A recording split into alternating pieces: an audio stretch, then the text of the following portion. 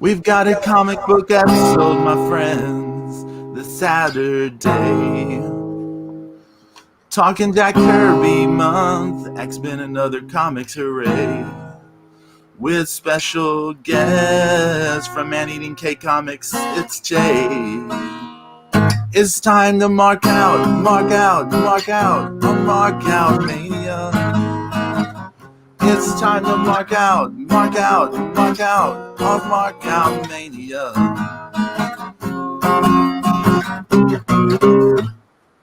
Woo! Yeah. Hot on the heels of last night's amazing concert. Yeah. Pedro needs guitar string. Hola, amigos, and welcome to the Mark Out Mania.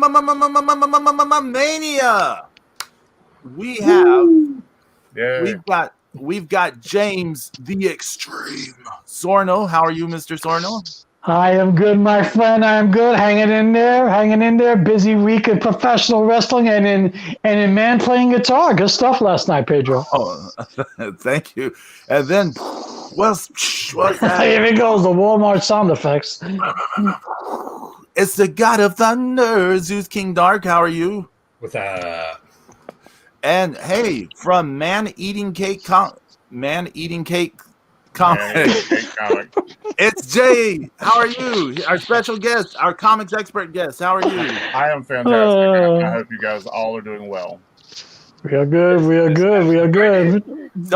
Thanks for coming on the show, Jay. We appreciate it, man. Thanks for having me. Thanks for coming on the show. I just have to say, Man-Eating Cake Comics is a little tricky to say. Man-Eating Cake Comics, but we have just changed the logo also to make it not as kid friendly, right? Because we're not as kid friendly, and the cake originally had what was really kids would see the cake and go, "Oh my God, it's cake!" and come running over to us. Yeah, we're not. No. Oh my God, that's not good. You don't want that happening. Yeah, most of the time we're weaving a tapestry of profanity like none other. Nice. Jay, you gotta understand. So Pedro is actually his name. He is half Texan. He is half Spaniard. Okay. So yeah, he struggles with two languages. Oh yeah, I do struggle with two languages. It's true. It's like a switch in your head. You have to go between pronunciations. So well, I'm from North Carolina, so I've only got one language, which is bad English.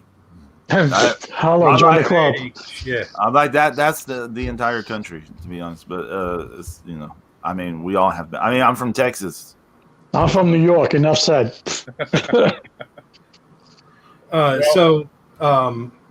So Jay draws, writes, inks, produces his own comic books. And when was the first issue of Tales of Insanity? When did that come out? Tales of Insanity came out. Number one was May of 2001. Oh wow! Okay. I did it for right at 5 years. Somewhere around 2004, I believe I got cancer. I got colon cancer. Oh no! Wow. So I was working on issue 4 at the time. It was before that because I met you in 2004. Yeah, you met. Yeah, it was before that. That was after the cancer. So, but I'm a writer, artist, publisher for Man-Eating Cake Comics. We put out 2 books presently, which is Appomattox Gunsmoke, Tales of the Gunsmoke Vixens, which is about 3 female bounty hunters that kick ass and take names in a post-apocalyptic world. And cool. The other book is called Blood of the Lotus, and it is just stuff that makes us laugh. In the middle of we have a nature program in the middle of it, so we teach you the birds and the bees. Again, not and as I tell everyone at shows, we got Sir David Attenborough to come in and narrate it. It cost us a little bit extra, but it was worth it. Nice. Wow. But as far as, I mean, we do comics and original art, and we have some of the cheapest commission rates around. No, That's cool. that's And the pretty Man-Eating Cake Comics, actually, where did the name originate from? Well, the name originated from the character from The Tick called Man-Eating Cow. So the great story about Man-Eating Cow is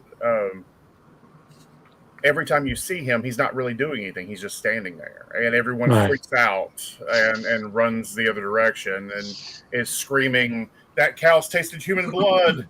It's a man-eating cow!" And they'll run out of the room. And we got an idea because we both like cake. We're big guys, so we both like cake, and it was like it should be Man-Eating Cake Comics. And my partner Jason Carr always says that's a double entendre without being dirty. That's good. I like that. I like that. No normal little slice of cake. Ain't that right, Mrs. Zero? Okay. And now of course there's slang term about eating cake. So I mean, you know.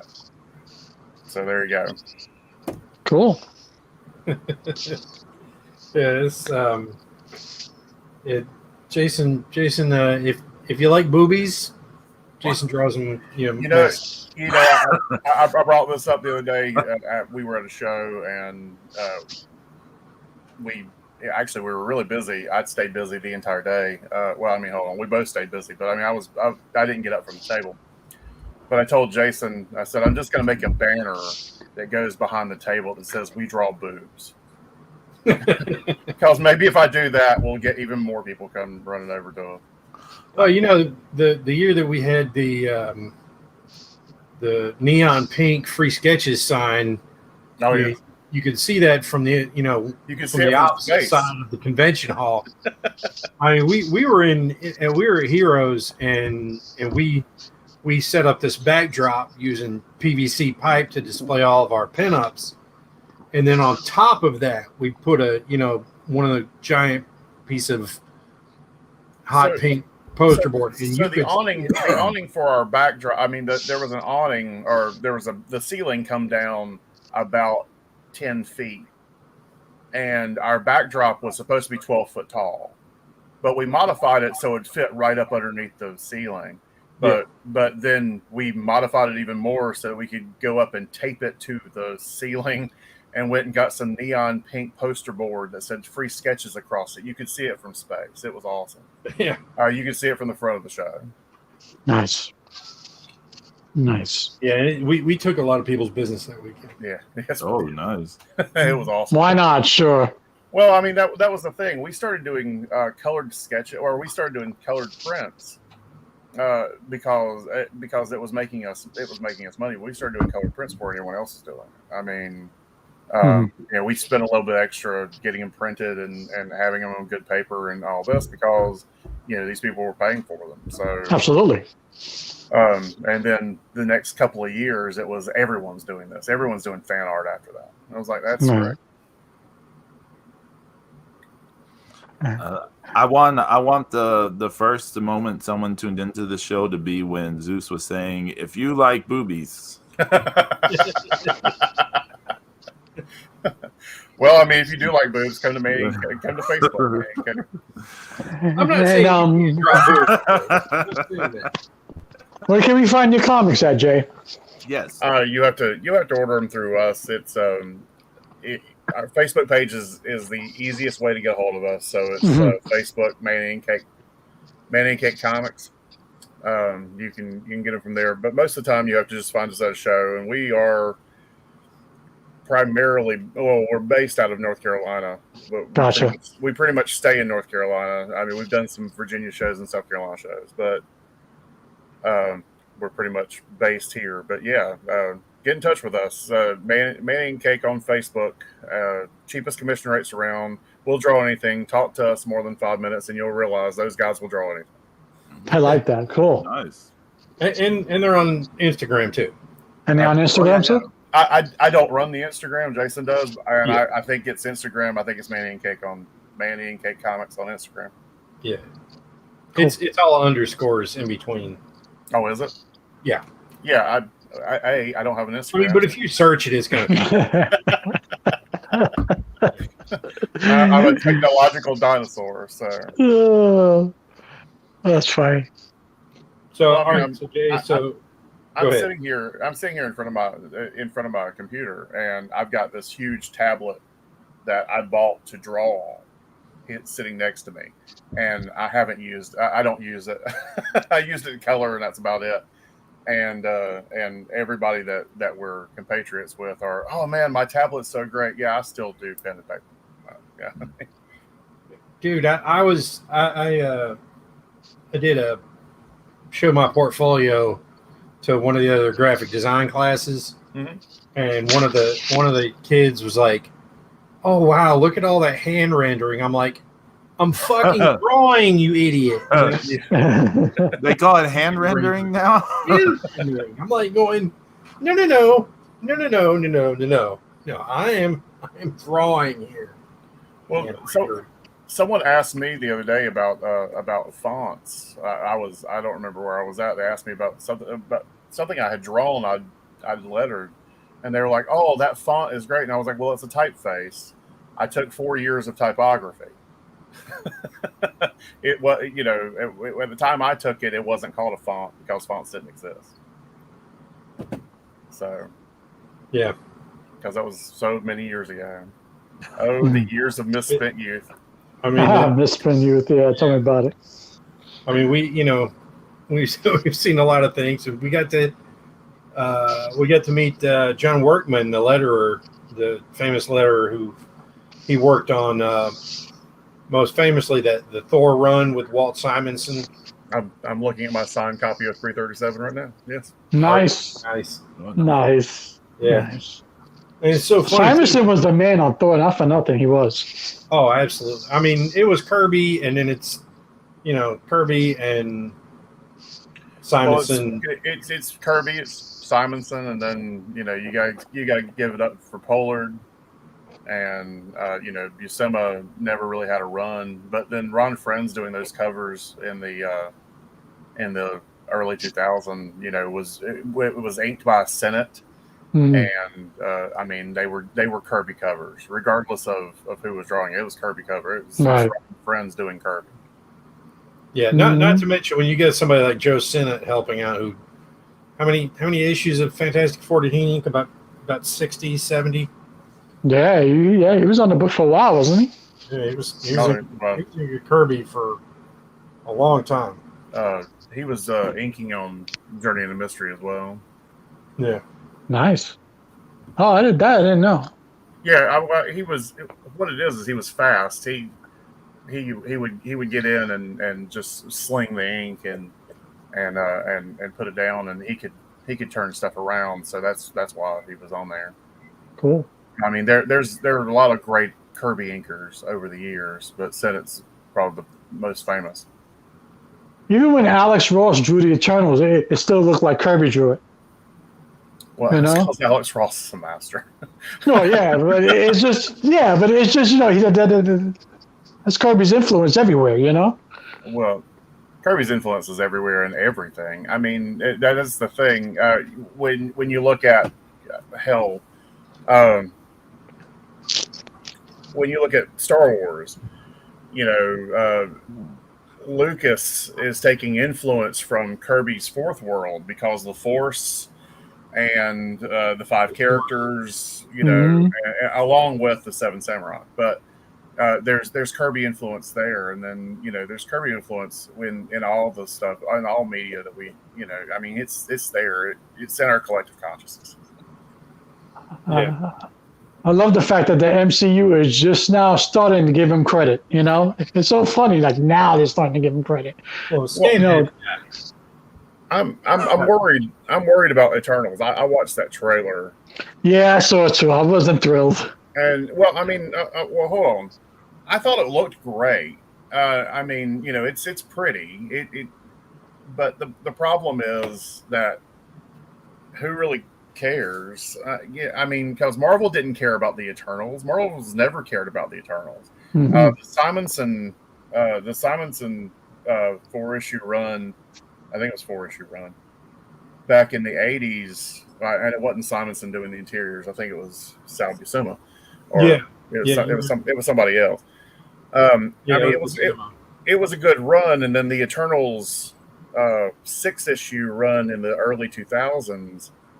I mean, it's a good read, but no one really cared. I mean, that's why you had the ability to use Cersei in the Avengers in the late 90s, and I think the MCU is banking on like another Guardians of the Galaxy, where it's not a known property, but it's not yet unknown either, and I think they're hoping for another hit. Again, I don't know if people are going to care, just like you say. I don't know. But I saw the trailer and I'm like, okay, I mean, all Marvel movies are going to look visually stunning because, that's just what they do. They're amazing to look at. But are we going to be really vested in this? Who knows, Well, some of us are going to go in or going to try to go into it, hoping to see the Celestials and hoping to see all this cosmic stuff that we really want to see. I want to see the Watcher. That's what I want to see.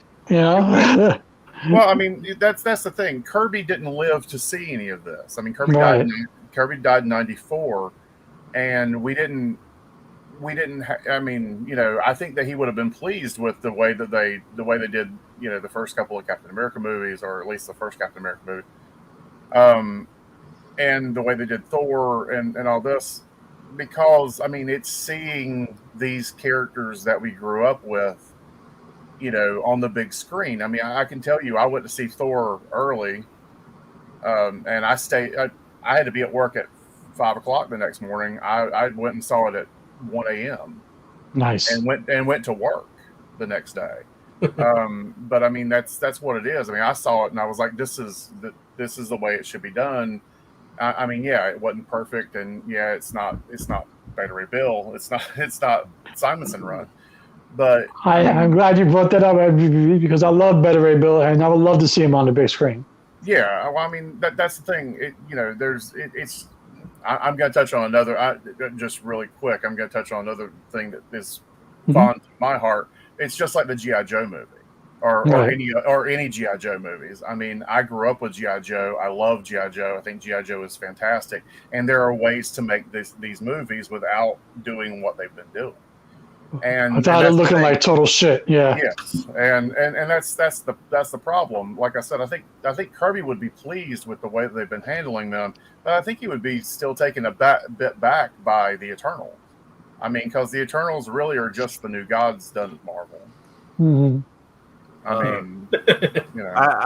Really, really fast. Shout out to Zero in the chat room. Zero, what's up, brother? Zero said Eternals are just really boring outside of their origins. It really is going to be about the Celestials and implications of the mutants, which this movie is where it should begin. Mm-hmm.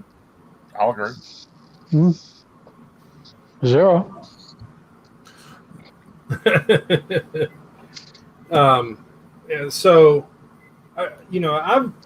There's been so many great Kirby creations over the years, and of course, like we were saying, the whole thing with with Star Wars and the Fourth World, because you got Apocalypse, which is a giant planet, spewing energy. It's it's this big kind of the a fire pits of Apocalypse. Well, kind of a Death Star looking thing. It's basically a Death Star. Mm-hmm. Yep. Well, Dark Side is literally Darth Vader. The thing that kills me about it's when you talk about you said something, James, about the MCU. Mm-hmm. When you talk about DC movies, and you bring in, Kirby's influence when they did, Batman the Animated Series happened and everyone was going crazy over it because of Bruce Timm. That was amazing. And the way they did it. Well, when they did the Superman movie, when they did the Superman TV show, the cartoon, it was almost all of it was Kirby inspired, because you had Calabac in some issue in episodes and all this Apocalypse, and and all this, and it was all Superman being brainwashed by Darkseid. Yeah. Yeah, and that's the thing when you look at the movies that they've produced. All of these characters, Kirby had the idea that these gods should be able to walk amongst us, and these Thor has a frail identity, and the only one that doesn't really have an identity would be Hercules, but Right. the the gods should be able to walk amongst us, and you don't know who they are. They could be anybody. So that in these movies, why is Steppenwolf 9 feet tall? Why is Darkseid and all these characters all this huge? Because Orion and all of them are the same size. Orion's the size of the Silver Surfer with Darkseid versus Galactus in the book. Of course, that's drawn by John Byrne. But Burns the man. But I mean, that's what it is. Why are they so large? Well, there's no real size change. All of them are the same size because again, it was the gods walk amongst us. That's where the Eternals, they're walking amongst us. You don't know who they are. They've been here for 7,000 years, and you don't know who they are because they look just like us.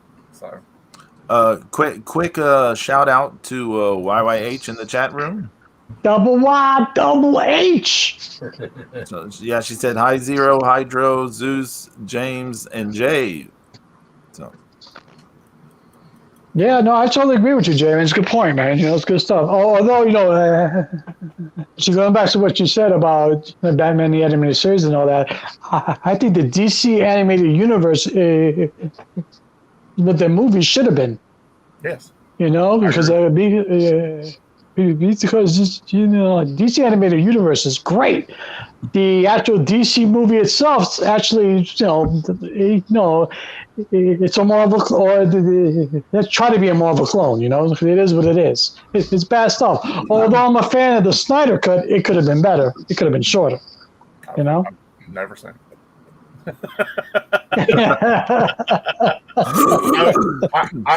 I'm a huge fan of comics. I've lived and breathed comics for almost the entire time I've been alive, and there's just certain things that I just don't do, and that's one of them. Hey, man, no problem. How many long boxes you got, Jay? Presently? Yes, presently. Just in this room alone. Hold on. There's 25 in this room alone. Oh, wow. Jesus. And 7 of them are Thor. Nice. Wow. There's 60 long boxes in the garage. There's 125 in storage. There's more comics than all our comics. The 65 here are actually show stuff. So it's stuff that I was taking to show. Excuse me. What's the issue of the Marvel Star Wars run you have 1 million copies of? Number 7. How many copies you got of? 26, I think. Jesus. I think 26 is the last number. He has a compulsion every time he sees that somebody has that for sale, he buys it. Yeah. Oh. Well, So you're primarily a Marvel collector. You DC, you do Dark Horse, you do Image. What do you do? I do everything. All. Everything, right? I do everything. If it's printed, you get it. Yeah, pretty much. That's cool. That's very cool, actually. That's very cool. I was at a comic book store the other day and was going through buying issues that I don't need, buying 50-cent issues I don't need, and I could run across a guy that we know, a local guy, and the only reason we know him is because he's part of an anime club, and he always does the anime for Free Comic Book Day. When we do Free Comic Book Day, he was always there doing, getting people to get into his anime club. Well, I found out that he did a comic book in 1985, and I found all 3 issues probably in existence. Nice. And so I went ahead and bought all 3 issues while I was there, and I'm trying to get in touch with his sister so I can make sure of the validity of this comic.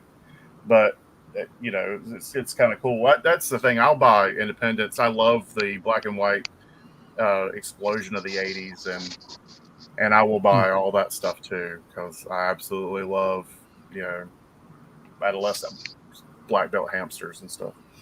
That's cool. Very cool, man. Good stuff. 30 Gene preteen kung fu kangaroos. Yes, and for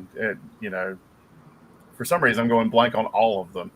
I've toyed around with the idea of doing a comic that I've toyed around with the idea for a long time of doing a comic that's in the vein of the 80s explosion with animals and everything else, and I can't seem to get it off the ground. I just can't find more story than one. It just needs to be more than one story. Gotcha.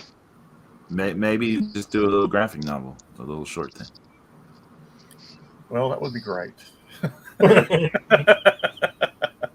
Well, right this very second, I'm working on Untold Tales of Insanity, which is a story that I wrote when we first wrote Appomattox, the first Appomattox, which was done in probably 2005. But so oh no, go on. I'm sorry. So the story was supposed to originally be 48 pages, and I'm going to break it into two 24 pages because I was hoping to have the story move along more so than it has. I'm at 16 pages and I'm still stuck at the very beginning of the issue, so he hasn't gone where he needs to go. Gotcha. So Zeus, you're working on a comic. Yes, the Lady Blue Mane. Yes. Jay's working on a comic. I do the Tom's Weird Life currently every Wednesday. It comes out on my Twitter. It's a 1-page webcomic thing. James, you gotta Right? You gotta come. I gotta pick up the pencils again. I brought all that shit too. I brought all the pencils. I got all my inks. It's hard. I just gotta get back into it again. It's hard. It's hard. So here's one. Oh, I was gonna say, should we enlighten them how Jason got mixed up with us? So there's this thing that you can do every year, COVID aside, but called the 24-hour comic. And you're supposed to come in, bring you 24 blank pages of comic books, and sit down and draw a whole comic book in 24 hours. And people, comic book stores sign up to be official locations, so artists know where they can go and sit down and be there for the whole 20. So people will be working there, and they'll be able to get food and have somewhere to use the restroom and things like that. So, and Zeus and I have done this on more than one occasion. Yes, three or four times we've done this. Yeah, and these two nice young lads showed up. Both of them named Jason. Yeah. And both thought they were going to conquer the world with their drawings. That's right. Have you seen my Puma? So Jason said, he tells us later, he says, when he saw us walk in, he's like, "Oh my God, we're going to be trapped in the comic book store all night long with a neo-Nazi and a biker." Yeah. because Jay looks a lot like me, but with long hair pulled in a ponytail. Nice. So, two Zeuses, right? Yeah, we're not small guys by any stretch of the imagination.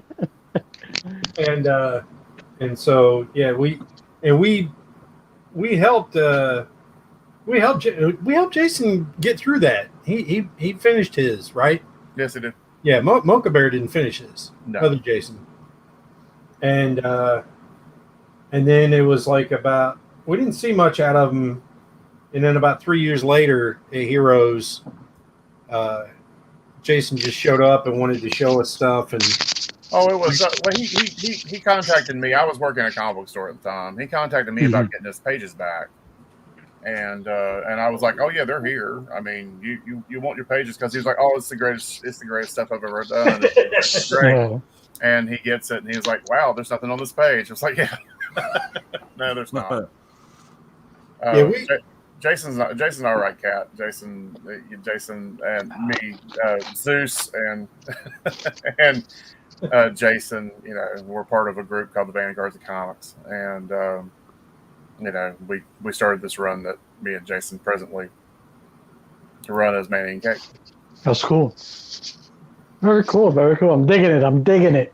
And let me tell you something. And that's the thing is when you're doing a 24-hour comic, you know, you just feel this massive amount of pressure. Yeah.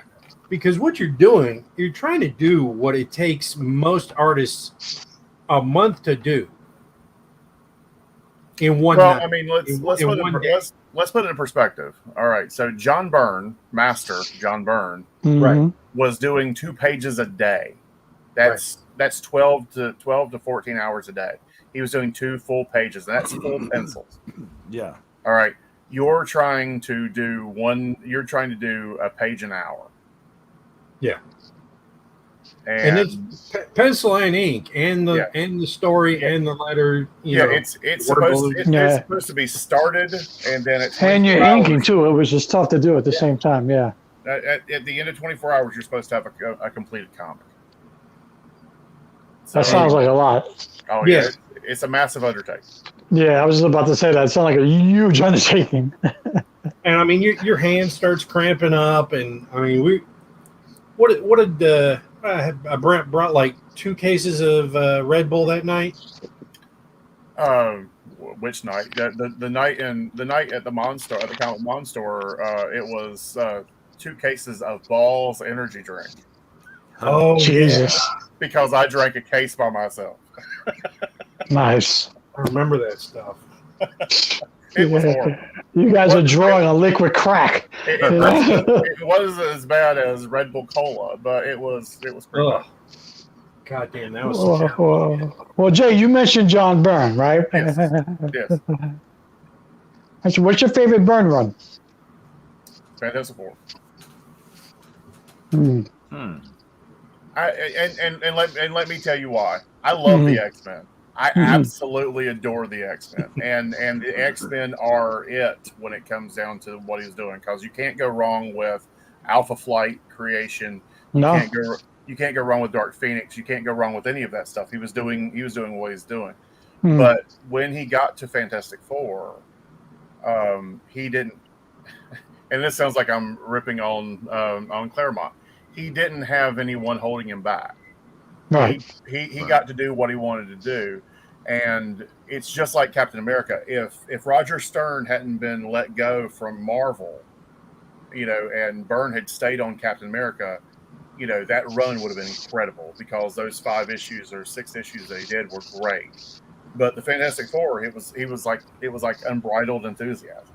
Well, I was a big fan of the trial of Reed Richards, so I definitely get it. Yeah.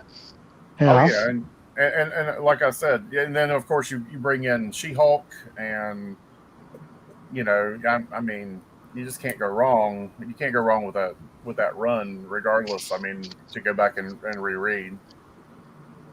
You know, the whole thing with you know, the Byrne run with a lot of things, because you know, he kind of clashed a lot with Jim Shooter. I don't know if it was a lot, but I mean, there's some definite key points, and you know, Byrne didn't want they argued over the end of the Dark Phoenix saga, and the whole reason that John Byrne left Captain America. That's right, Zeus. Yeah. The whole reason that John Byrne left Captain America is because Shooter said everything had to be one issue stories. 1 issue stories, and they were like, "Yeah, it's great. Well, we're doing a multi-issue one right now. After that, it'll be like that." And he's like, "No, starting right now." And you know, and then he's like, "Fine, I'm not going to do that." Well, I mean, that Bear in Blood story right before that he leaves on is great, and you know, it's Roger Stern. I mean, Roger Stern was writing multiple story arcs before he got there. So, I mean, you know, that's the thing. Shooter in the 80s, you know, love him or hate him, you know, did some good things for Marvel, you know, moved them in some of the right direction, with the exception of the New Universe. move them in the right direction. But yeah, that he was constantly clashing with other people. I mean, it wasn't just Byrne, but yeah, Byrne's got a big ego anyway. So Yeah. I have a question. I have a question for y'all really fast. What I've never read John Byrne's Captain America. Y'all are talking about this. I'm like, I never really even heard of this before. Because I guess I wasn't into Captain America in comics when I was younger. Because for some reason he didn't appeal to me when I was a kid. But what is this run like? What are the numbers that he was on? Like, it's right around 250 because that was a big deal. I think it's 247 through 253 or something. Yeah. Okay, I'm gonna look this up. There's a trade paperback of it, and like John Byrne, he redraws the as he's done so many times. He redrew the Captain America #1 cover and Cat for President, right? To 247 through 255. Oh, okay, cool. Yeah, thank you. And I will find this. And that's also got Betrock the Leaper, and it's it Cap for President. It goes back through the origin of it. He goes back and does Kirby's origin for Captain America. Yeah, and nice clean line work. Baron Blood because he goes to England, so Baron Blood and Union Jack. Union Jack. I used to love Union Jack. love Union Jack. That costume is great. Yeah. Actually, speaking of, did you see the Disney Channel? Did you see their first issue of What If? Their first and they made a cartoon of What If. I have not. Yeah, it's a whole take on Union Jack and Agent Carter. Yep. Agent Carter became Captain America. It's real cool how they did it. It was nice. It was cool. It was very cool. There's a luchador who had to have taken his mask idea from Union Jack, and that's El Picudo. Remember him? Okay. It's a Union Jack on a black mask, and it's not covering his whole face like Union Jack, but it's definitely got to be inspired by it. I mean, otherwise, why the hell would he have it? Well, I mean, that as we talked before it went live, comics, the influence of comics and the influence of is in everything. I mean, that's why we love wrestling. That's why we love we love wrestling because it's guys that are giant, larger than life, telling a story. Mm-hmm. And comics are the same way. I was just in a forum, or I was on Facebook in a thing in one of the groups I'm in, and the guy said he was 24 years old and he was in another group, and they were making fun of him for still reading comics. I'm 48 years old. I've read comics all the majority of my life. I mean, the first issue I remember having was 202 of Captain America, which is Kirby. I mean, then that's 75. That was when Kirby came back. But I mean, it's in all of our. How can you make fun of him at 24 years old? I mean, this is absolutely all on television. It's all this on television. It's all this in the movies. It's all this is it. But I mean, I went to high school wearing comic book shirts. It wasn't cool to be in the comics when I was in right. And they were hard to get back then. Yes, they were. And hell, they weren't easy to get in 2005 either. But we got them. But I mean that's the thing. People want to crush people's ideals and want to crush people's love for things and all this. Comics are great. It's escapism. It is a way of me. I can't jump around like Spider-Man, but I can read Spider-Man jumping around and feel great. Absolutely. And feel great about the Captain America run, the Byrne Captain America run, or any of this stuff. I mean, hell, the stuff I've got on my walls right for a second. I mean, Secret Wars. Beta Ray Bill. I mean, it needs to be cosmic. It needs to be larger than life, and it needs to be everything that that we don't have in real life. If I wanted to read about real life, I would just turn on the news or walk out into the world. I don't want to do that. I want to read about these guys beating the crap out of each other. Yep, absolutely. And that's of course that's yeah, Zero. You're right. Yeah. She technically became Captain Britain. You're right, Zero. I mean, it's the thing about pro wrestling is it's it's larger than life. That you got great big guys that can pick each other up and throw each other throw each other around. And I mean, Kirby loved to watch pro wrestling, and while he was drawing, he loved watching the guys. You could tell he loved Antonio Rocca and Carpentier and guys like that they could do tumbles and stuff like that and flips. Well, he also grew up in New York, so there's a whole lot of that was going on in the 30s. Bare knuckle brawling and all kinds of stuff. So you can't go wrong with when you look at the influence of comics in general lives. You can't go wrong. I mean, all of these action movies that we watch. Any action movie that there was a Ryan Reynolds action movie. I think it's I don't even remember what the name of it was. It had a 7 in the title.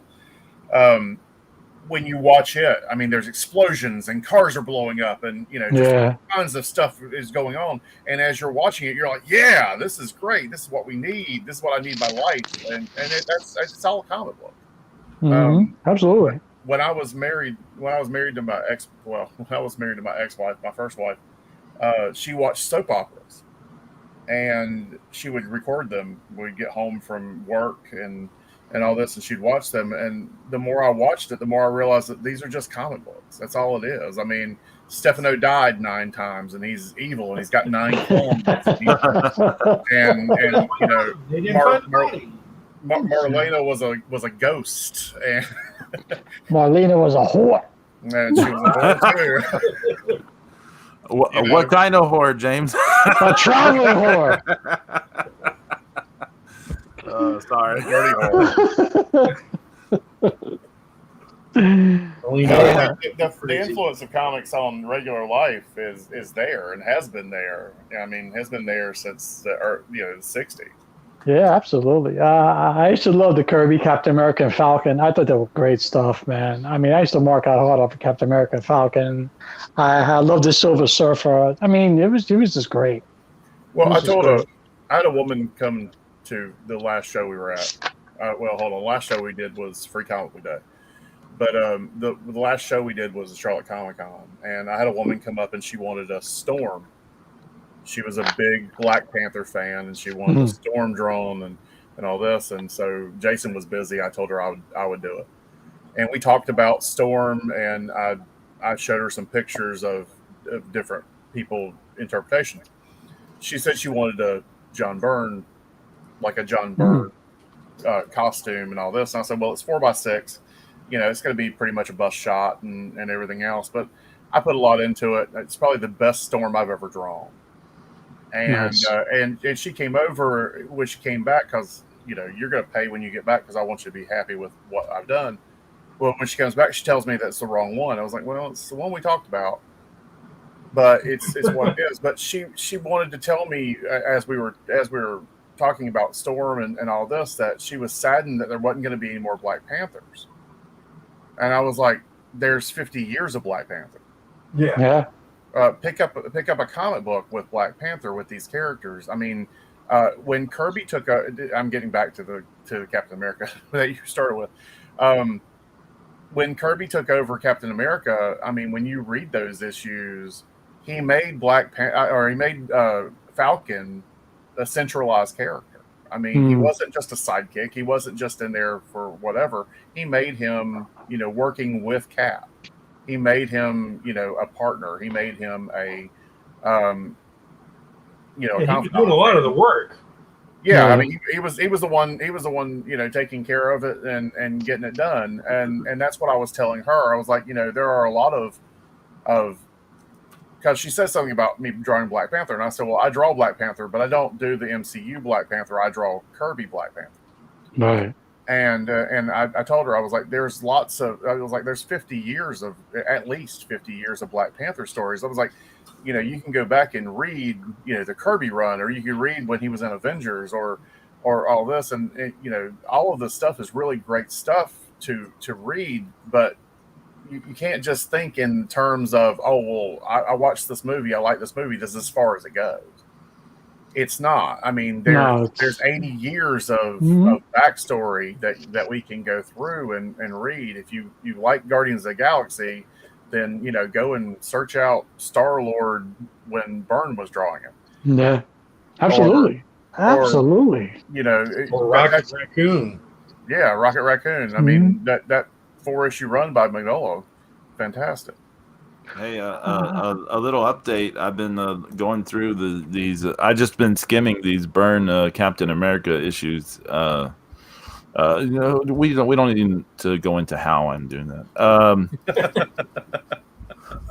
Yeah, the art is fantastic. Yeah. The art is just fantastic. The thing with all these robot replica people and stuff, that's Machine Smith. Yeah, it's just, oh man, and the stuff looks great.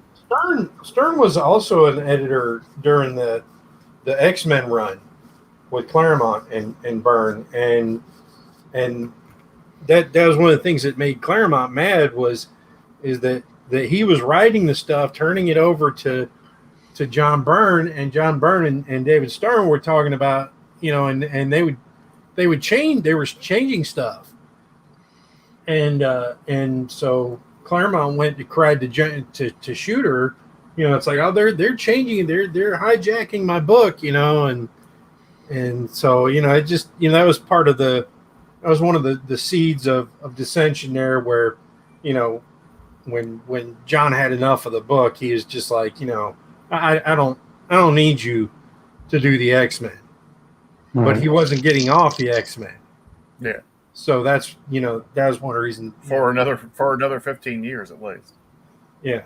All right, Jay, you would know this then. I was a big fan of the Brood storyline with the X-Men. Yeah. Actually, who did those pencils in those books? Early Brood or later Brood? Well, actually both. Early Brood was Dave Cockrum, the guy. Oh, okay. The guy that did a lot of he worked on Legion of Superheroes. I'm the only guy in North Carolina that likes Legion of Superheroes.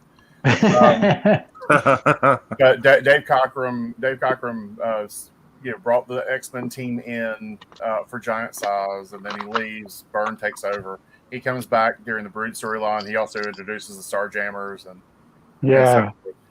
Brood comes back later with Paul Smith. Yeah, actually, I'm not even sure that's Paul Smith. Mark Silvestri did a Brood storyline, that was later. That was much later. Oh yeah, and the Mark Silvestri Brood story was fantastic. Yeah. Cool. Wolverine turning into a Brood on that. That was awesome. Yeah, that was awesome. That's that iconic cover, right? Yeah. His healing factor's kicking in while that televangelist is doing that deal, and the televangelist thinks it's his. Well, that's the thing that I said about loving the X-Men. I love the X-Men. I was an avid reader of the X-Men, but when I was a kid, the X-Men didn't seem cartoony. It didn't seem, they were dealing with real world problems. They were dealing with people hating them and all this. And one of the things that I remember is it was probably 82, 83. I was in 5th grade, and Mask or Kitty Pryde goes missing. The X-Men come to New York trying to find Kitty Pryde, and they found out that there's a body in the morgue that's Kitty Pryde. So the X-Men go to view the body to make sure it's her, and Wolverine sniffs her and was like, yeah, it's not her. And I thought that was great, because you've watched this progression of her using her powers and falling to her death and all this, and Wolverine just walks in and goes, yeah, it's not her. and I was like, holy crap, this is adult things. These are adult themes and all this, and then of course you go into the Morlocks with Storm fighting Callisto. Yeah. And those are just amazing too. And that's Simonson doing that Callisto fight. Simonson was doing the interiors, and of course then Storm gets a serious hard on for Kiko. It wasn't Mariko. Mariko. Which one? I believe. Well, wait a minute. Was it Mariko or Yukio? It's Yukio. Yeah. Gets a serious hard on for Yukio, and then has the Mohawk, which is great and wonderful because Storm Mohawk is awesome. Mm-hmm. So, but yeah, I mean that's the thing. Comics have been in my life. Actually, I told my ex-wife, I told my first wife that comics were here before her. Comics will be here long after her. Yeah, there it is. Bang. and so I mean that's the basis of it. I mean I absolutely my current wife will tell you that there are comics literally in every room of our house. And I mean they're everywhere. And at some point I realized that I have an obsession. But maybe. I still love the hell out of it. Yeah, maybe just a little bit, just a little bit, just a little, just a little bit. But and I mean the way I met Jay, I just I started working at this. He was my supervisor at this beer wine distributor, and we became friends, and like next thing I know, it's like you were it's like you were going to Heroes and setting up, and I remember that was before it was a house payment to get a fucking table there. Yeah, now it is. Jason and I need 2 tables now. We've got enough stuff for 2 tables. We need at least 12 feet of space, and yeah, it's going to be $900 or whatever. It's going to be a house payment for just those 2 tables, with the idea of you don't know that you're going to make this money back. Right. You got to bring your A game to it, but the problem with a show like but it's a good drawing for the fans, though, right? Because it makes you feel really good drawing for them, don't it? Oh yeah, oh no, there's nothing like being able to talk to people about comics and talk to people about what they love and drawing it. I mean, Zeus knows as well as I do, and that drawing for people and being able to show them that this is what we're doing and giving you what you want is great. I mean, man. Zeus draws some amazing stuff. I mean, his shit is really good, man. I mean, like all his wrestlers that he does too is like amazing. And one of the things, when we were doing those early shows in 2004, 2005, like you couldn't get a signal inside of the Charlotte Convention Center. No.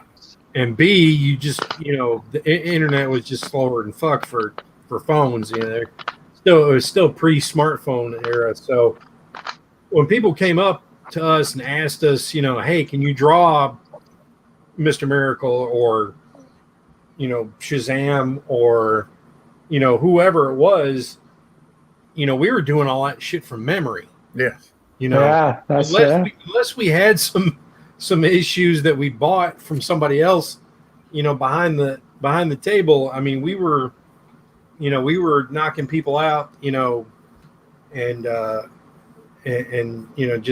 people just you see the pros all the time go, oh, I need something for reference. So it's like people used to tell us all the time. They're like, you're the only guys that like I can come up and ask for. If you draw Tempest for me, and you know who I'm talking about, and what the costume. Which version? There you go. Well, right. To go one step further than Zeus, there. I did Free Comic Book Day this past weekend, and when I first, it's been 20 years since the first Free Comic Book Day, and Zeus and I did like the 3rd or 4th year. We were together drawing, and we were. I think it was 3rd or 4th year. It might be the 3rd is when we started. But I was drawing from. I didn't draw the first year, so I'm like 19 years into it. But this past weekend when we were doing it, I had a kid come up and he was like, "Yeah, can you do an iron hide?" And I was like, "G1." And he said, "Yeah." I said, "Yeah, no problem. Give me 30 minutes." And so he walked away. When he come back, he was like, "I don't know his name. I have sketch cards up, that I'm selling too." And he goes, I don't know his name, but could you draw him?" And I was like, "Wheeljack?" And he said, "Yeah." I said, "No problem. Give me 30 minutes." I was like, "You want him G1? Yeah, hold on. Give me 30 minutes. Come back." And I mean, that Storm, like I said, that woman that told me that it was the wrong Storm, I looked at her and I said, "Give me 30 minutes." And there is no wrong Storm, by the way. I just, it's something that we did. Zeus and I were, this is what we were doing. Give me 30 minutes to an hour. Yeah, and then that's it. Boom. And I'm not going to ask for reference because at the time I didn't have the ability to pull it up on my smartphone or whatever. Right. That's awesome. What's your favorite character to draw? Spider-Man. Favorite character to draw? I don't have a favorite. Spider-Man. Spider-Man. Yeah.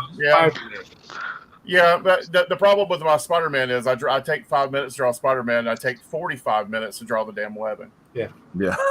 Jay is a huge fan and practitioner of Todd McFarlane, Eric Larson, spaghetti webbing.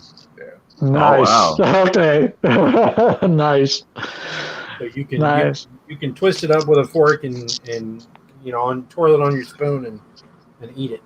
Actually, we were at a show. We were doing a sketch cover. Jason did the sketch cover for Spider-Gwen. Actually, we did two different sketch covers. One was Spider-Gwen, and he said, "Here, work on the webbing for the background." And 6 hours later, I was still working on the webbing. Nice. I covered this entire cover up with webbing. The other one, he did a Spider-Gwen, and I put in Spider-Ham next to her. And when I put Spider-Ham in, I did it McFarlane Spider-Ham, so he's all twisted up, and there's webbing everywhere, and everything else. So both those are. We sold both of those that day. It was awesome. Yeah, nice. It's been some, and we've gotten some weird requests over the years. And, oh yeah. Mm.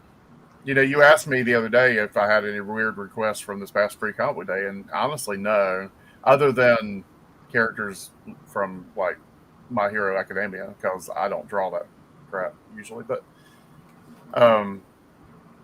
there wasn't any weird requests. There was one request that someone wanted me to draw Batman and Robin as gummy bears. What? What? Yeah. What?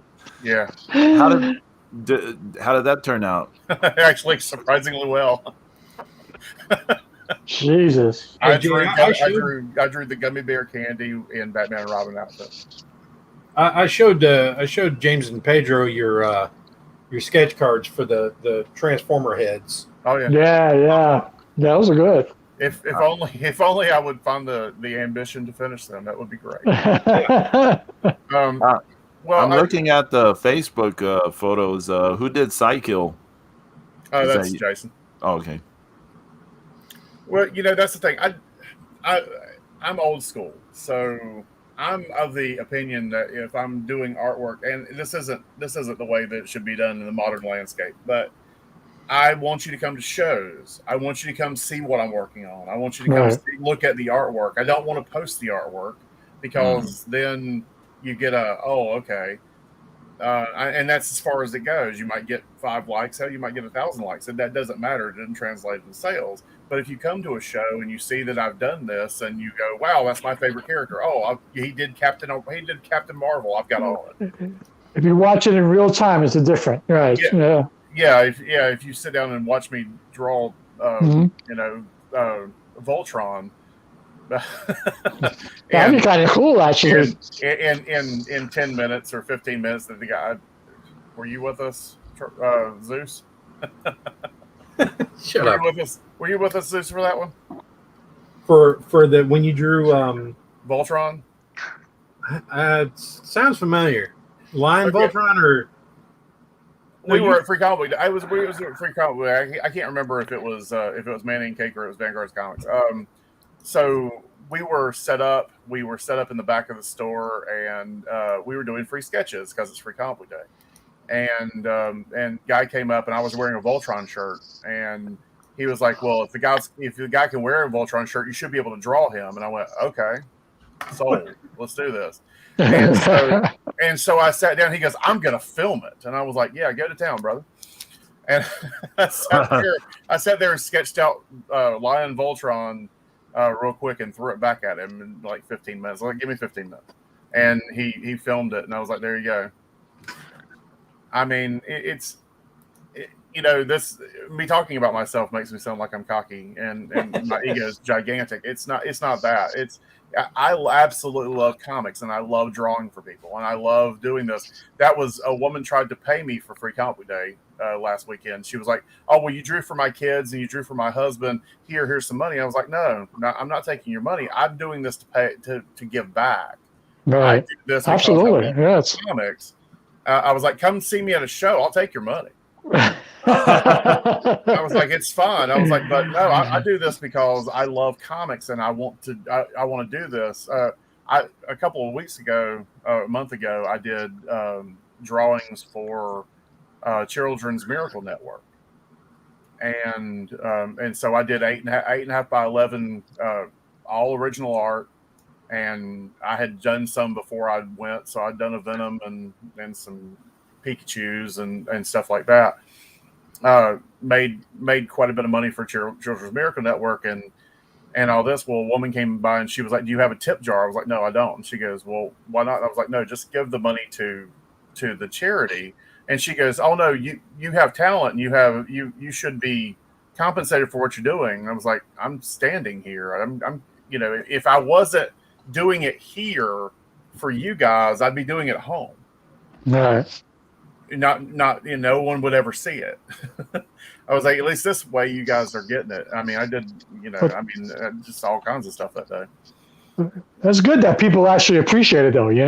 Oh yeah, it's actually good that And from when you started doing it, I mean, and the way I started doing it the same way with you was, we were taking 11 by 17 comic boards, pencil inking, and then putting the dialogue in on top of it. And then we were, going to Kinko's, and you have to shrink down every page 70%. Yeah. And then you have to format the pages and then go make your copies of your 1 in 20. You had to, however many issues you're going to print. If you're going to print 30 of them, you had to do at least 30 of page 1 and page 24 beside each other. Yeah. And then you had to save all those and feed them back into the copy machine the right way with page 2 and 23 on the other side of it. Yeah. And then you had to, descending stack it and, and just, that's how you did it. And then you still had to do the cover. So it was really, it was 13 11 by 17s, which is, that was the same way that, the Turtles guys did it. And, that's, at 4:00 this morning, I was having the same conversation with a guy that I know. He sent me a message early this morning. He sent me a message at 3 a.m. about some paper I used when I was doing Tales of Insanity. And I was like, "You just need to call me. I can't explain to you how this works." I was like, "If you want to do guerrilla printing like we used to do, then this is how you need to do it." And everything that Zeus just said is exactly what I told him. You need to, if you want to do it magazine size, it needs to be 8.5 by 11. 8.5 by 11 is half of 11 by 17. So all of your pages are going to have to be on 11 by 17. Go and copy one side, then copy the other, and so forth. But the way that copiers are done today and the technology that is here makes everything, so much easier and it's faster. I mean, don't get me wrong. I have a printer now. I have an actual printer that prints the comic book, and I'm happy. I don't have to do But like I told him, I said, you have to go out and get a stapler. I've got an extra long stapler here, and you've got to spend 3 to 4 hours stapling comics together. Yeah. It's not nearly as Jesus. much fun as it sounds, but in the long run, it gets you out there. It gets you in front of people, and people. You might not get fan mail, or you might not get anyone telling you that it's any good, but you still get people coming back looking for another issue. Yeah, I mean, we'd have people coming, come to see us at Heroes. They're like, "Oh man, we saw you, we saw you last year, and I really liked the free sketch you gave me of da da da," and another way we gave back is we used to joke about having a bowl of Kirby Crackle cereal. Yes, and so I found some of those pictures. I have I got the ones with Magnola and Rob Liefeld, and we made a cereal box. I still have I got the disc with all the images on it. Okay. But yeah, we made a Kirby Crackle cereal box to honor Jack Kirby, and I took a bowl and I made some actual Kirby Crackle with ping pong balls and black paint and modeling clay, and we took a great photo of it and put it all together, and it was awesome. We got all kind of comic book dignitaries pictures with who was it, Craig Hamilton? No. Remember him? Yeah. No. Yeah, he actually came over. He's like, "Hey, I really want a picture of me with that," Yeah. Which was the Rob Liefeld thing. Artist. What was that? So it was a huge honor because he's an incredible fucking artist. Yes, he is. Yeah. The Rob Liefeld thing, we stood in line to get Rob Liefeld just a picture. I didn't care anything about anything else. Just wanted a picture of him in the Kirby Crackle box. And he shut the line down right before us. And Zeus and I both yelled at him and was like, "Hey, we just want a picture of you with the Kirby Crackle box." And he came back. And he's such a big Kirby fan anyway, but he came back because he was like, "Oh yeah, I gotta have a picture with this box." Yeah, because he was like, I loved working with Jack. When they did those Topps comics to help him out because Marvel had screwed him over and wouldn't give him back his art, and Rob Liefeld. Well, the thing about Kirby's art is he did 10,000 pages. He did 10,000 pages, and when he got it back, he got like 1,800. Yeah. Wow, that's a fraction. Yeah, and he got back like 1,800. That's just his Marvel run from the 50s and 60s and 70s. That doesn't include the stuff he did back at Atlas, because most of that shit got thrown away. Yeah, they said that there was warehouses, that there was a room full of artwork that they would just go through periodically and just throw away. Yeah, or people would, guys that knew where it was, would tell other people. They would go fucking raid it and steal shit. And I think it was Roy Thomas. Roy Thomas said that he went to one of those conventions and saw a whole bunch of artwork out, and he was like, "Where'd you get these?" And it's like, none of your business. Yeah. I mean, cool. it's just what it is. That's one question. Roy Thomas always comes to Heroes. That's one question that I've been wondering about. Jack Kirby brought in Hercules in Journey to Mystery 125. I think it's 125. But he brings in Hercules, and he has a certain way of looking, of him looking. The beard, I mean, yeah, this is it. Well, when Dick Ayers is on Avengers, they add Hercules to the roster. I remember that. Okay, and so a couple of issues into it, it's fine, but then John Buscema takes over, and all of a sudden Hercules is now clean shaven. And so I'm wondering because I've drawn characters with beards and it's a pain in the dick. So it's a pain in the dick to keep it consistent. So, I'm wondering if John Buscema was like, "Oh yeah, I'm not doing that. Yeah. I'm not drawing that guy with a beard, every panel." And of course thanks to John Byrne, every time I see like ultra powered superhero shaving, I always wonder. It's like, well, what the hell is he shaving with? Exactly. Superman and his heat vision. Yeah, Mm-hmm. yeah. That was brilliant. Having Superman shave with his heat vision in a mirror. Well, They did that in the cartoon. They actually copied that too in the DC animated cartoons. Yeah. First appearance of Hercules was Journey into Mystery Annual 1. Annual 1. Yeah. But you were right there. I was close. Yeah. Because I looked it up. I'm not going to say I knew it. Journey into Mystery ends around 120 something, 122, 123. Yeah. When it turned into Thor. Yeah. Like I said, I wouldn't pause. But yeah, the annual 1. I mean, that's the thing when he shows up, and then of course I've redrawn that cover that Kirby did and Simonson's done. Everyone's done. I redrew it with Thor Ragnarok and Rom the Space Knight. Oh, Ron the Space Knight. I actually had the action figure. Ron action figure, all the little accessories. I still have it. Yeah, you still have it? Holy shit. Jay's got an unnatural love for Toasterhead. I do. For Rom the Space Knight. I used to love that shit. My brother Larry used to love Rom the Space Knight. He used to have like all those comics. Well, I mean, that's the thing. Marvel still owns the Space Knights. Marvel still owns the Space Knights. Didn't own Rom, unfortunately.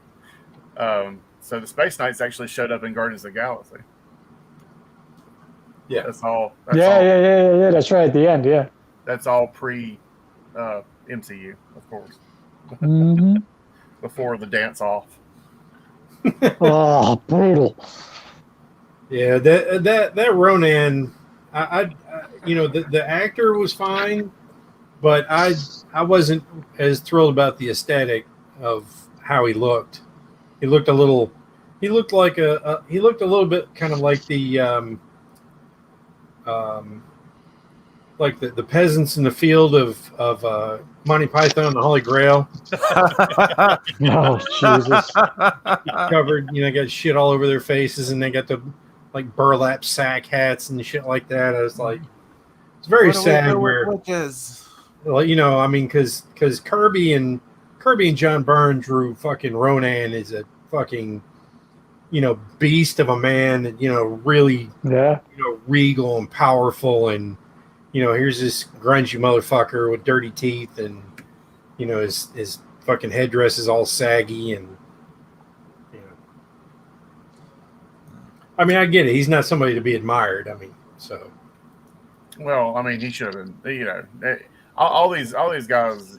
We can't have guys the way they look in comics because they're just massive and wouldn't be able to move and everything else. So we need them to be smaller and so forth. But yeah, because you're right, because you got to balance your prosthetics and your CGI and shit like that, because you don't want everybody running around like the Hulk. Yeah. Mm-hmm. You want to limit that as much as you can. You are talking about not the 10-foot or 15-foot Hulk, right? Right. There's no reason for him to be 15 feet. He is a big ass fucking Hulk. Pedro, what were you reading when you were younger? So American comics and stuff was where I was huge into Spider-Man. I was way into Spider-Man as a kid. Mm-hmm. And then my oldest brother was way into Superman. So we had like a ton of Superman comics around. We had a ton of Spider-Man. My brother Larry, he's like he was way into the Hulk and Rom. And then like later it's like X-Men came into stuff, and Iron Man. I was way into Iron Man as well. Iron Man. I was into Iron Man big too. I was into Iron Man. I was into X-Men, Captain America, Superman. Mm-hmm. Now, here's another fun fact about Jay. I love Bob Layton's Iron Man. It's Oh good. yeah. Oh yeah. So Larry Hama, Oh. the great writer of G.I. Joe and the Yes. Nam and these other things, has a restraining order out on Jay. What? Good job. Perpetuity. He really didn't have a restraining order out on me. I'm a huge G.I. Joe fan, and so much so It's that an I bought coloring books this week on eBay. I love G.I. Joe, and I love old school G.I. Joe, and Larry Hama has always been one of these guys that, you know, I have read, you know, all these issues of G.I. Joe and Wolverine, all the stuff that he's done, and every time I would get a chance to meet him, something would come up and he wouldn't be there. And he doesn't come to North Carolina very often. And so Jason and I were set up to do a show in Virginia, and all of a sudden Larry Hama came up as a special guest, and I was like, oh my God.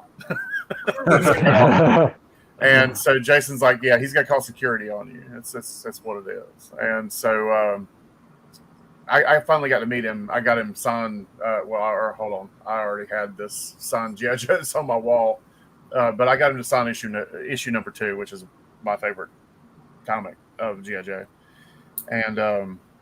And so, I mean, I got to talk to him. I talked to him for probably 20 minutes, and it was awesome. But yeah, the story I tell everybody is that I jumped in his lap and I curled up and told him to tell me a bedtime story. Nice. Nice. He was super nice and all this. And I have the Arashikage Ninja Clan tattoo on my right arm. Whoa. Oh. And it's right here at my wrist where Snake Eyes is. And I had it whenever I walked up, and that was one of the first things. Actually, what he said to me that day has influenced the way that I tell people when I'm at shows. I always tell people that I can draw and talk at the same time. So if you have a question, don't hesitate to ask, because you're not bothering me. I can do it. And that's what he told me. I walked up and he's in the middle of drawing, and he goes, I can talk and draw at the same time. So, you know, if you have any questions or you need something, let me know. And I thought that was awesome. I was like, well, I can do that too. That's awesome. But he asked me, he saw the tattoo and he goes, so I'm going to assume your favorite character is Snake Eyes. And I looked at him and I said, well, my favorite character is Quinn, the Eskimo. Up in issue 2. And he stopped drawing and looked at me. He was like, Quinn? I was like, yeah. And he goes, oh, that's pretty awesome. I was like, yeah, that's what it is. But that's the thing. The comics, you know, I had the comics before there was a cartoon. You know, I bought the action figures and I bought the comics, and I'm right, you know, well, hell, all of us pretty much are right there in the demographic. But I was right there at the demographic for these action figures. Star Wars was ending. You had Return of the Jedi hadn't come out yet, and so you didn't have figures for them. And 82, here's the G.I. Joe figures, and they're the right size. They're military figures. You've got O-ring design and everything. I mean, they were just perfect for. I mean, we could blow them up. we could use firecrackers, because years of with no safety concerns and parents running around after us. All right, so Jay, yes. How many his tanks did you own? His tanks? Yeah, how many his tanks did you have? 5 his tanks. How many Sky Strikers did you have? I had 3 Sky Strikers. 3 Sky Strikers? Can you? I'm an only child. I'm an only child, and my parents were compensating for being divorced. Nice. Yay! 2 Christmases. I could never touch I had a lot of G.I. Joes, but I had 1 Mobat. I had 1 Missile Command. I had one of the Thunder Machine. I mean, I had a lot of figures. I didn't have a lot of the vehicles, but man, I had enough vamps for all 12 of the original figures. Jesus Christ. Jesus. 12 vamps. Ram motorcycles, everything. So, I thought I had a problem with Star Trek. Jesus. I had one RAM. I had the missile pack. I mean the rocket pack. Yeah. honestly, I never had the MMS. I never had the missile system, the mobile missile system with Hawk. That was the first thing I ever got because I bought Hawk in a collection of actually it's sitting right here. It's collection. It's got the Mickey Mouse Cobra Commander.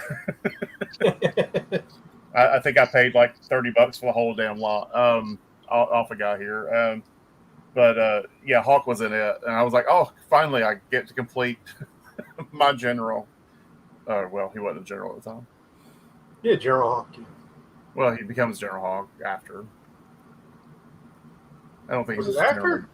General. He becomes General Hawk later. I don't know that he was general when he was a mobile missile system. I remember it said he was the leader on the car. Yeah, he was the guy that was putting everyone in, where they needed to be. Those G.I. Joe comics were really good in the 80s. I also really like the Transformer comics, even though they're not as good as the G.I. Joe comics were. But I did enjoy those a lot. Someone asked me the other day, because they know I'm a G.I. Joe fan, they said, if I was going to go back and read those Marvel run, where should I start? And I said, start at 1 and go to 50. I was like, the first 50 issues is one big, long story. Yeah. Mhm. And I was like, and you've got some spots along the way, like issue 21, the silent issue, and you got some stuff that doesn't really correspond. Issue 20 is John Byrne cover. It's all about Clutch. I mean, you have some that don't correspond with the story, but for the most part, it's all one big long story to 50. Yeah. And technically, you go to 100 because the Cobra Island storyline and all that it still continues. And that number 2 was hard to get. That was the one. That was like more expensive number 1 in the Mile High Comics for years. Yeah, it was something happened to it. It was like a printing error, and so it was a low print run. And so my first copy was actually, if you want to truth, the first time that I had it was the coloring book that I bought the other day. But the first issue I had a rolled spine, and I found it in a box for $0.25. And I was like, "Is this actually $0.25?" Because it was like $17 or $20 at the time. Yeah. And he was like, "Yeah, it's $0.25." I was like, "Well, I can press this." This was back in the day when pressing was a no for comics. And I pressed that spine out and everything. I've had it ever since. Nice. Good job. But Good job. I said earlier that I'm obsessive about comics. I'm obsessive about everything when it comes to comics and toys. But it's it's all over the house. No, listen, man, it's cool. It's cool. I know the feeling. Trust me. It's because you usually get into something and it's yours. You feel like you own it, and then you're like everything that comes out about it, you feel like you have to have it. Oh yeah. Well, I mean, fortunately, I've done that across the line of comics, so it's not just I've got to get every issue of X-Men. Oh no, I've got to get everything. I mean, it's Jason. Yeah, I'm sorry. Go ahead. Oh no, Jason called me yesterday and was asking me about comics. He's in an antique store and was asking me if it were worth what it is, and he made the comment about a Turok #1 from Valiant, and he was like, this guy's got a Turok #1 for Valiant for $3. It's worth it. And nice. and I said to him, I said, Chromium cover, and he said, yeah. I said, do you need one of these? Are you wanting to purchase this? And I said, because there's like 20 of them on my kitchen table. I was like, I'll give it to you for $1. Jesus.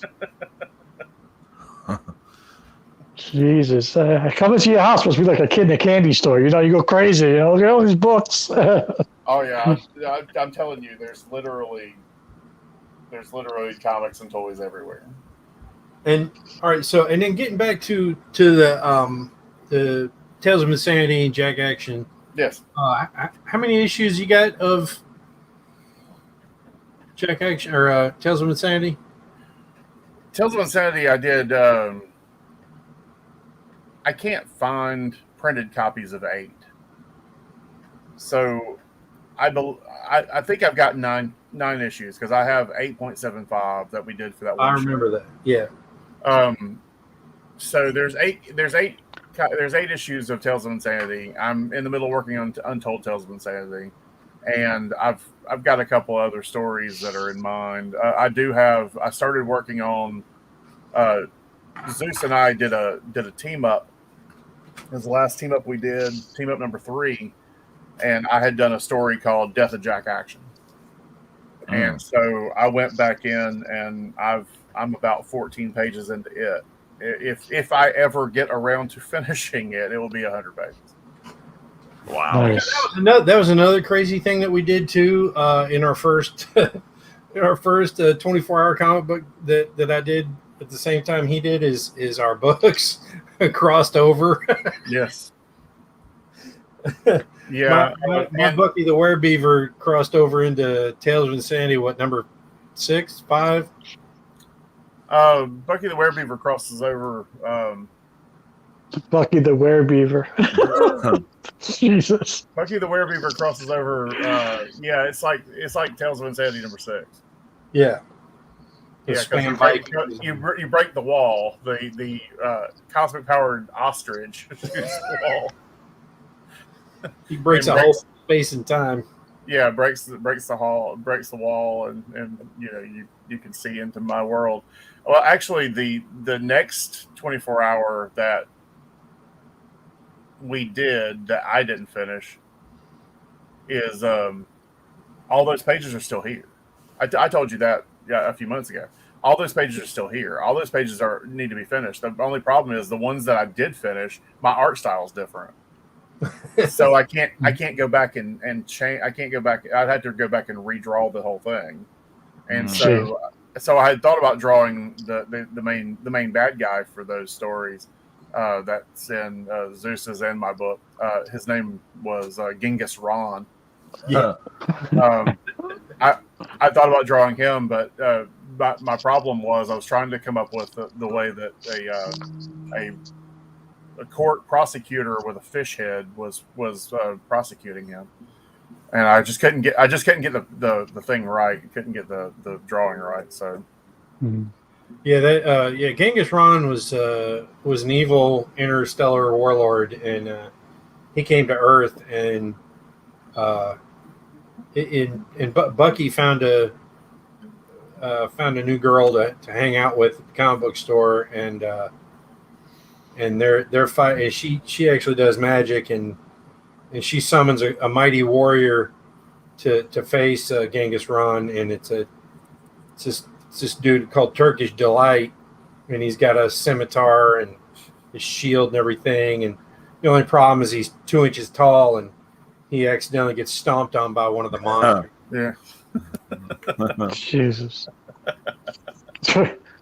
When you said she does magic in comic book store, I was thinking the card game for a moment.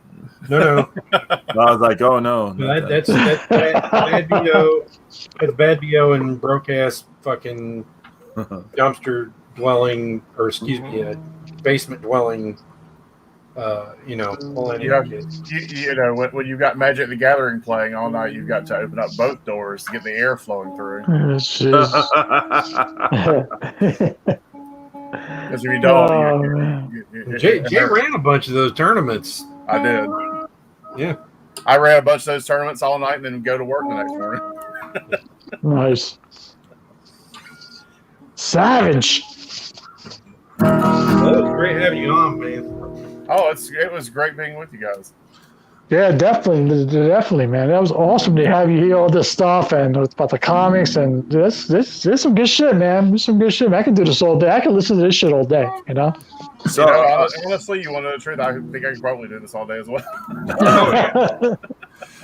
So, where all can Man-Eating Cake comics be found? You can find us on Facebook and Instagram.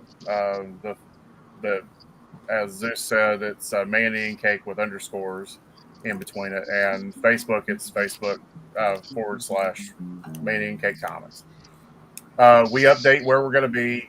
I update it regularly and so forth. We have the cheapest commission rates around. We'll draw anything. even if it's morally apprehensible. Morally, well, that's the case. I got a few scenarios I need drawn out now. Trust me, we'll draw it. If you see some of the stuff we've done, we I'm always trying to draw an alien versus Superman, but like have alien's teeth go into Superman's forehead, but I can never get it right. I can never get it right. Well, Zeus knows that I was very proficient at drawing aliens playing basketball. Nice. It's like a Space Jam, the alien version. And most of them were wearing number 23. Nice. I had to draw a lot of Michael Jordan in high school for people. Now that you mentioned it. Carolina Blue, I take it. We're just not drawing the 75-page adaptation of that dude's story where I told that story to someone the other day. where Poison Ivy creates a plant zombie to impregnate Supergirl and Yep. Nice. Jesus. Yeah, a guy wanted me to draw his book, and so he brings me the story, and I was like, "Yeah, that ain't happening." we all turned it down. And I headed off to Zeus, and he was like, "Yeah, that ain't happening."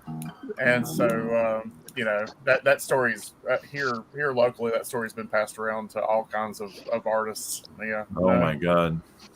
Nobody wants to touch it, huh? Nope. I mean, for one thing, I suspect to hear that it would one. be a mammoth amount of pages. Yeah. Just the content alone. And the things that he like, I'm like, dude, you got this huge interwoven piece of highly detailed crap here that no one's gonna draw. No. Well, I mean, that's the thing. Most people that write stories, they want to write. They look at it and they go, "Oh, I want to write comics." Okay, well, that's great. Your 20 pages is like 6 issues. So yeah, his 75 pages was like a dozen issues, and it would have been just porn out the ass. But we also have some stuff coming up with Manny and Cake. We've got Jason Carr is doing a book called "My Girlfriend Was a Genie" that is definitely not for work. It's more of a manga than what we presently do. I've got Untold Tales of Insanity. If I can ever get these pages done, that's going to be 2 issues, right? Well, it's going to be more than that. But the first story with Jack Action is 2 issues. So if I can get him out of the canyon and on the road by the end of this issue, Cool. well, the character gets sucked into a portal and it gets stuck, and so it should have been like by page 10, I should have had him out of the portal or out of the canyon and on the road. And right this very second, I'm at page 15. He's still in the canyon. So, and I'm still having to draw a canyon walk. So it's terrible. But I thank you guys for letting me be on. Hey, thank you for sharing your knowledge and thanks for coming on the show, man. We really appreciate it, man. It's good stuff. Zeus and James, either of you got anything to plug coming up? Well, I mean, I just finished page 22 of Lady Blue Mane, so it looks awesome, by the way. I'm really happy with it, and I actually had my graphic design teacher.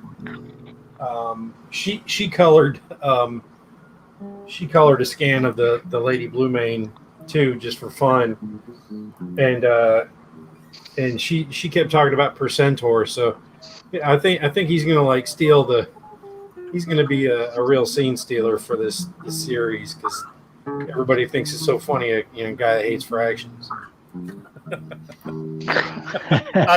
I'd forgotten about him. You said his name. I was like, oh my god. Yeah, and Jay and I, we created him together just from saying, Serpentor wrong so many times.